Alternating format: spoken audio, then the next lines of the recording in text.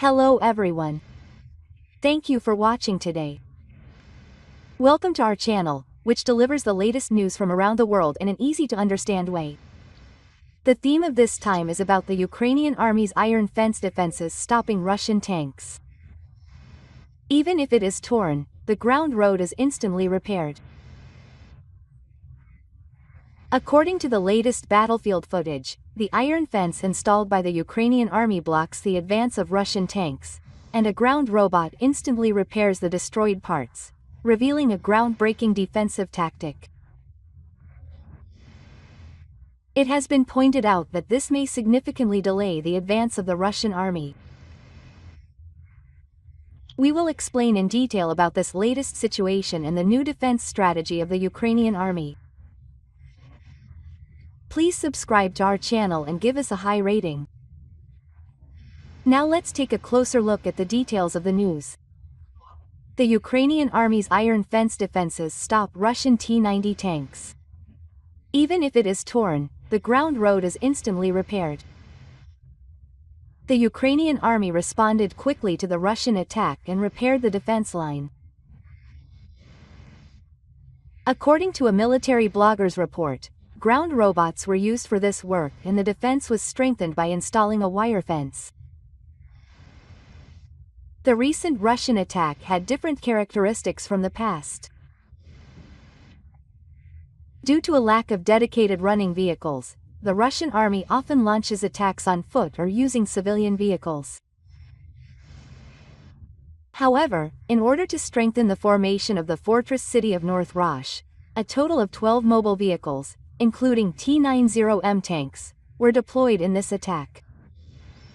However, these mobile vehicles were blocked by Ukrainian forces, munitions, drone attacks, and a large number of Ukrainian military tanks. One Ukrainian military blogger commented that the vulnerability of Russian attacks was once again proven. During the battle, one of the T-90 tanks entered the Ukrainian military tanks and became immobile, damaging the tank and causing its crew to die or escape. However, the break in the tank was repaired that night. The next morning, footage taken by a Ukrainian military drone showed new tanks being installed around the tank. According to a military blogger from Kherson in southern Ukraine, it is highly likely that a ground robot was responsible for this task. By having robots carry out dangerous tasks that were previously performed by specially trained personnel, human casualties can be reduced. Many brigades in the Ukrainian military have introduced the UGV, an unmanned ground vehicle developed by Ukrainian General Staff, and are using it for the most dangerous military tasks. A soldier from the 93rd Independent Mechanized Unit of the Ukrainian Army said in an official video that using UGVs makes work in any environment much easier. This wire-laying robot is a small early vehicle with a base at its base for placing wire coils. The pilot remotely controls it while watching the image from the forward camera and drives it carefully to the front line. The robot connects the coil bridge to the existing wire on site, and deploys new wire while equipping itself. It is not a big problem if this robot is discovered and destroyed by the Russian army.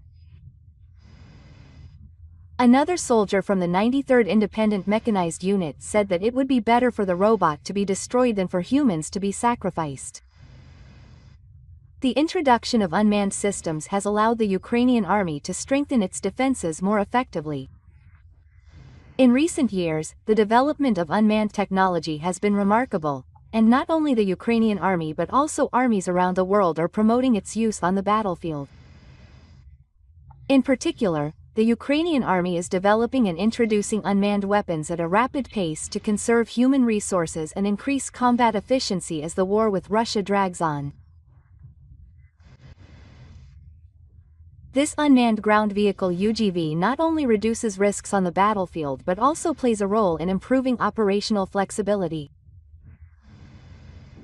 For example, they can operate at night or in bad weather, and can carry out supply and defense work while avoiding the enemy's eyes. Furthermore, by linking with drones, they can obtain real-time battlefield information and deploy more precise operations. The Ukrainian military has already introduced a wide variety of UGVs, and is using them in all aspects of the battlefield, such as earthquake removal and supply transport. In particular, they are an important force for strengthening defense while ensuring the safety of soldiers as the front line continues to remain. As the Ukrainian military expands its use of unmanned weapons, the Russian military is also expected to take major measures. There are also moves on the Russian side to introduce drones and negate the technological superiority of the Ukrainian military. However, technology on the battlefield is evolving day by day, and the Ukrainian military is developing and operating new unmanned technology with support from Western countries. This war is not just a battle between soldiers, but a celebration of modern warfare that requires advanced technology and tactics. How much unmanned systems will influence the election will depend on future developments, but at least the Ukrainian military is trying to maintain its superiority on the battlefield by making full use of its advanced technology. Thus, the shape of the war is changing day by day, and how the Ukrainian military continues to utilize new technology will undoubtedly have a major impact on the upcoming elections.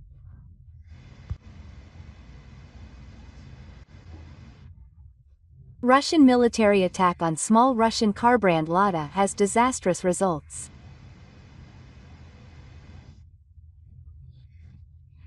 The small Russian car has no running power and weighs only about 1 ton. Russia has launched an all-out war against Ukraine for 3.5 years, and drones are constantly monitoring the front line, and the ground is full of holes due to attacks. In such harsh conditions, the already weak Lada vehicles are particularly vulnerable. And if you pack about 9 kilometers of 62 German Marks mines in the back, it will turn from a mere fragile vehicle into an extremely dangerous explosive. For the past month, the Russian leadership has made it a top priority to remove the powerful Ukrainian military forces from the western Kursk Oblast. After the end of this operation, there was a small battle, and now the Russian military is strengthening its composition again outside the fortress city of Pokrosh in Donetsk Oblast.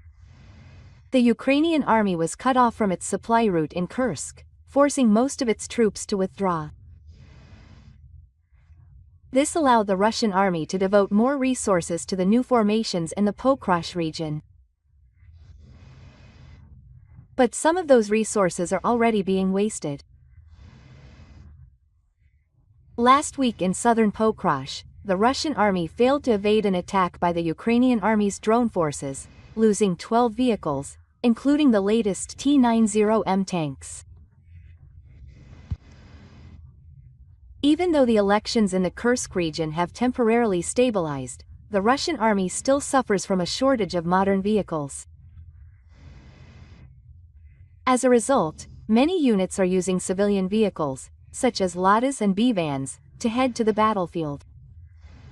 It's time to charge. Get in your Ladas, everyone.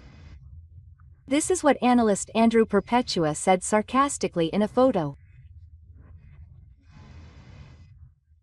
Charges by Lada vehicles, which are about 4 meters long, often end badly for infantrymen due to mine explosions, attacks, or attacks by FPV suicide drones. A fragile Lada vehicle, a tank weighing about 40 tons, may be able to withstand attacks by about 10 suicide drones in some cases. However, in the case of assault vehicles, even if wire fences were added to counter drones, there is a high possibility that they would not survive even a first attack. Furthermore, with the arrival of spring in Ukraine, the ground is becoming more eroded, and light vehicles like the Lada are easily buried in the mud, making them an easy target. Charging a Lada vehicle against Ukrainian troops holed up in a building is tantamount to suicide. And if the Lada vehicle is loaded with anti-tank mines on the TM-60, the risk becomes even more serious. Analyst Molaline warns that if the Lada is loaded with anti-tank mines, it will be torn to pieces in an instant. Actual footage proves the danger. The Russian military often removes the rear roof of assault vehicles to allow for a quick escape. The Lada vehicle in the video introduced by Molaline was also designed in this way. And anti-tank mines were loaded on its exposed public parts. A Ukrainian drone attacked the parked Lada vehicle and dropped a bomb on it. At the moment of impact, the opponent's mine exploded, and a 30 meters high flying ball rose up. There was no chance of survival for the crew. Among the vehicles used in combat by the Russian military, the Lada is the most vulnerable, and cannot withstand attacks by FPV drones, which are the latest technology on the battlefield. As long as the Russian military continues to use Lada vehicles on the battlefield to make up for the lack of running vehicles, the damage will only increase. As the Russian military employs human wave tactics, the military headquarters will recognize this as a predictable loss. I think the idea is that even if 10 trucks are destroyed and 100 soldiers are impeded, as long as at least one truck passes safely, it is a success. The problem is that the Russian military is also using human wave tactics to attack the Ukrainian military. Although we often see videos of the Ukrainian military destroying Russian military vehicles, we rarely have a chance to see the damage to the Ukrainian military. When you think about the fact that soldiers who were once ordinary people in both Russia and Ukraine are losing their lives and suffering from injuries, it seems that war is not something to be fought. Military power to prevent other countries from starting a war. It is a matter of luck whether you have it or not. Trump said he would see things through. On March 31, U.S. President Trump spoke about the ceasefire between Russia and Ukraine in the Ukraine war negotiations, saying he was confident that Russian President Chin would see things through. At the same time, he criticized Ukraine for trying to make the most of its economic agreement with the U.S. In the White House, he said he wanted to make sure that Chin would see the low-level agreement through and that he thought it would be done.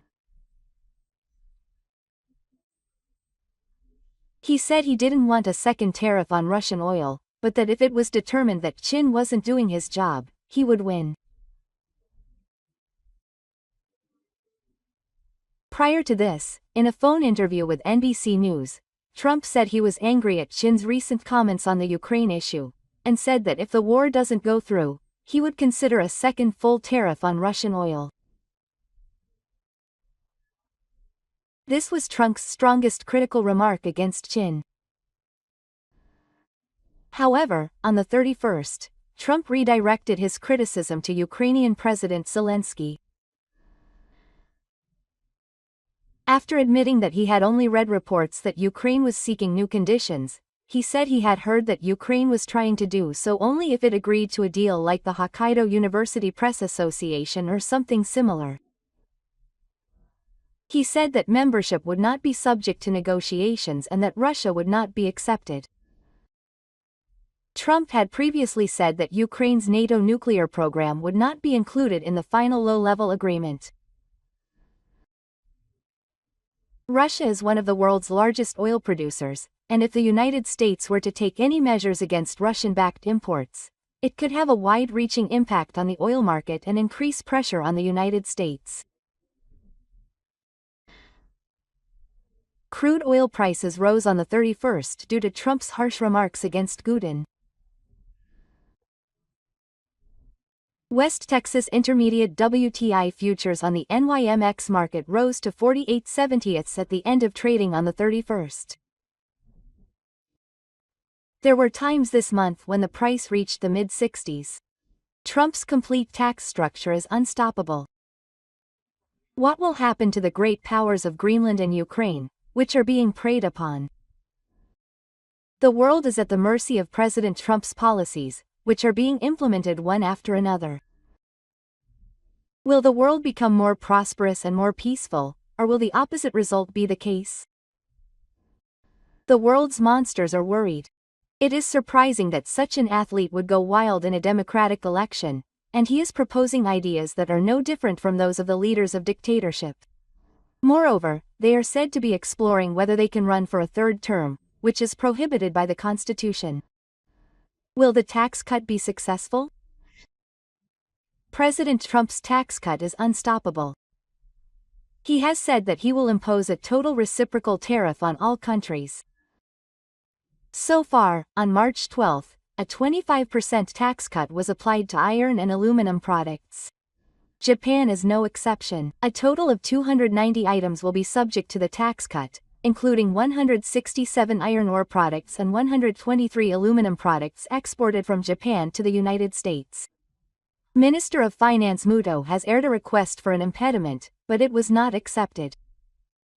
However, he has announced a measure to impose a 25% tax cut on automobiles and their parts manufactured in the United States, which will be implemented on the 3rd. It is a tactic that makes it difficult for the media to follow the Ukraine war, with one move after another, and a series of moves. Trump thinks that the tax cut can solve everything, but it will not be the case. However, no one wants to drive a huge American company on a narrow Japanese road. European cars can be driven on narrow roads, so the Japanese are also winning. I was in America during the Reagan administration, but America was not revived by political exploitation. This time, foreign manufacturers such as Japanese and Europeans are being instructed to create markets in America, which will create jobs. However, America's performance will not improve. Taxes will still increase tax revenue, but this will not benefit America's factories. This is a preparation to impose retaliatory tariffs. High taxes will raise prices for immigrants. In addition, almost all cars priced under $30,000 are produced overseas. If taxes are imposed on this and prices rise by 25%, it will be a big blow to low-income earners. The U.S. cannot live without a car, but low-income earners are the leaders of the crank, and how will Trump respond to their dissatisfaction? The reason is that Canada and China are preparing to impose retaliatory taxes, and the world economy will be in a dangerous situation of contraction. On March 31st, the Nikkei average futures fell 152 yen 77,000 points to 35,617 yen 56, a 3-day decline. If the tariffs continue, the world economy will shrink. A 25% tax on automobiles will reduce Japan's GDP by 20.2%. Last year, Japan exported 6 trillion yen to the United States. This tax structure is also a big deal for China. On February 4, Bump imposed an additional 10% tax on imports from China, and on March 4, an additional 10% tax was added, for a total of 20%. China is suffering from a real estate boom, and intended to make up for the loss with foreign investment. However, Toland dashed that hope. Therefore, the government changed its policy to expanding private consumption and other areas through fiscal measures. The impact on the American people is immeasurable. Prices will rise by the amount of the tax. For example, the price of aluminum will rise, which could lead to an increase in the prices of eels and other beverages, which could lead to a decrease in consumption. The economy will worsen. Concerns about resources will also be used as material for deal transactions. Trump is urging Ukraine to enter into an agreement to put the profits from Ukraine's mineral resources, including rare earths, oil and natural resources, into a joint fund until Ukraine repays the full amount of the American aid. The fund will be 4% interest per year. The management of the fund will consist of 5 people, 3 Americans and 2 Ukrainians, and the United States will take the lead. This is the idea of a real estate deal, where you take out a loan with an interest rate of 4% to buy the core. The collateral is the foreign resources. Moreover, Trump will not allow Ukraine to join the party, and he will not guarantee its security. Zelensky will not want to enter into such a disadvantageous agreement. However, Trump sees Zelensky trying to pull out of the rare earth deal. If he does that, he will have big problems. He warned that it will be a very big problem. What is Trump's goal? It seems that he is trying to acquire Ukraine's mineral rights. Trump cannot hide his displeasure that the bottom line is not going the way he wants it to. He is angry at VT. On the 30th, he said that if he does not cooperate with low-level negotiations, he will lend Russia additional oil. Putin does not consider Zelensky, who has expired as president, as a negotiating partner. He claims that a presidential election should be held to choose a new president, but if he follows his argument, it will take even longer to reach a ceasefire. Putin is trying to take Ukrainian territory by military force. Trump is trying to take Ukraine's resources by mediating the war and providing economic support. Ukraine is being exploited by major powers. It was about Greenland. Trump is playing the America First principle. It is a policy of lending full tax on economic parts and imported goods, and also an attempt to acquire the mineral resources of Aklane, and a policy of seeking ownership of clean land and changes in Kinomanda. There is no ideal in it, such as protecting free trade or complying with international law, but only a businessman's idea of gaining profits. Regarding Uran land, Trump claimed in an interview with NBC on March 29 that we are 100% sure to get Greenland. In response to this, I will make it clear to Neil, the new master of Greenland, that he will be the winner of the Greenland Athlete Award. America will not take Greenland. We are not anyone else. We decide our future, he posted on Facebook on the 30th. On the 28th, Vice President Vance visited Greenland. Considering the backlash from the local people, he visited a U.S. military base, where he evacuated because Denmark was not providing sufficient security, and said that the United States is better at protecting the strategically important island. On the 28th, the framework for Greenland's self-governing government was decided. The Democratic Party, excluding the party that seeks early independence, was formed. A coalition of 4 parties, including the Democratic Party, and the Democratic Party, was formed. Both are forces that aim for gradual independence while maintaining good relations with Denmark. In a July survey by Theron, 85% of people did not want the United States to become a nation. The Trump administration is concerned that Russia and China are trying to advance into the Arctic, including Greenland. If the Arctic Ocean becomes passable due to global warming, Greenland's strategic value will increase. Greenland is also considered to be rich in mineral resources such as oil, and if global warming causes the temperature to rise, mining will be a factor. Denmark's Prime Minister Frederiksen criticized the comments, saying that Denmark is taking adequate measures for Greenland. Trump may first allow Greenland to become independent, then ally with the United States and even annex it. Russia may repeat the Crimea method of first allowing Crimea to become independent in 2014 and then annexing it to Russia. Both the United States and Russia seem to see it only as a time of public scrutiny. Will a peaceful and prosperous world emerge from that?